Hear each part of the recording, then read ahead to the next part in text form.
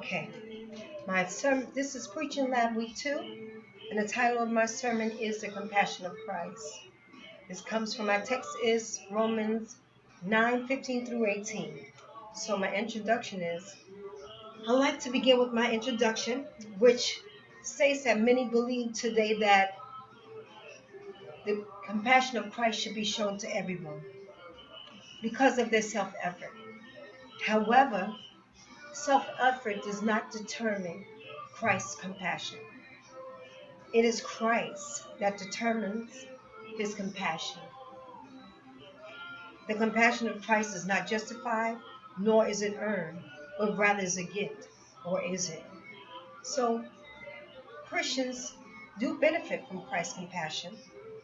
And how would a Christian benefit from Christ's compassion? There are several reasons why a Christian would benefit from Christ's compassion. Number one, because God will decide whom he will show compassion to. It doesn't matter what's done or what's not done. He's a God of justice. So no matter your circumstance, no matter your situation, God is the one who can and who will show compassion. Again, compassion is not something that is earned, but rather it is something that is given. So it doesn't matter your self-effort. It doesn't matter what you try to do. It is up to Christ to determine whom he will show compassion to. Again, it's not by human effort that Christ will display his compassion, but his mercy is extended by his compassion. Once again, it's not by the human effort that the gift of mercy is given.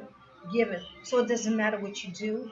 It doesn't matter your self-efforts. It doesn't matter how you go out of your way to earn compassion.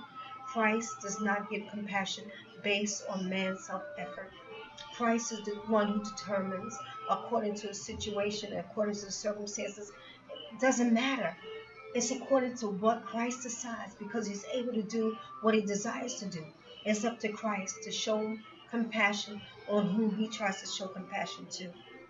My third point would be Christ has mercy on whom he chooses, and he will harden the hearts of those whom he desires. I can give you an example about that. My very situation that I'm in right now today, I'm dealing with a situation where it seems like I'm Israel and my family is Pharaoh. They don't want to let me go.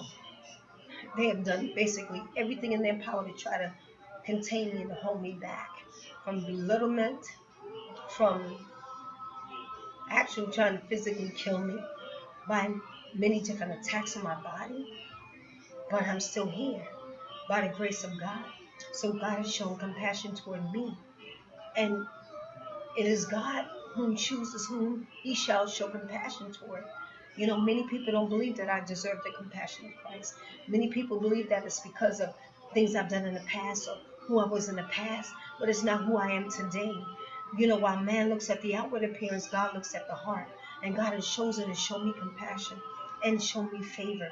And that's the reason why I'm still alive today. No matter what has come against me, no matter the witchcraft, no matter the divination, no matter different attacks that has been used against me, God has chosen to show me compassion.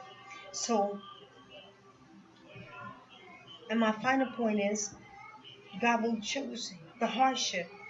He will harden the hearts of those whom he chooses so that he can get the glory in the end. So my very situation, you know, God is not able to use, God is not able God is able. God will do what he needs to do in order to show compassion. And he will harden the hearts of those whom he chooses so he can get the glory in the end. So just like in the end with the Israelites and Pharaoh, God got the glory in the end. No matter what Pharaoh tried to do to keep them, maintain them, destroy them, and hold them back, God got the glory in it because he brought them through the Red Sea. And it's the same thing God is going to do in my life. No matter what they try to do, no matter how they try to hold me back, no matter how they try to hinder me, no matter how they try to afflict me, no matter how they try to curse me, no matter how they try to kill me, God is going to get the glory in the end of this story. So my final conclusion, the compassion of Christ is available to each and every one of us. But our God who is in heaven does whatever he pleases. Amen. To God be the glory.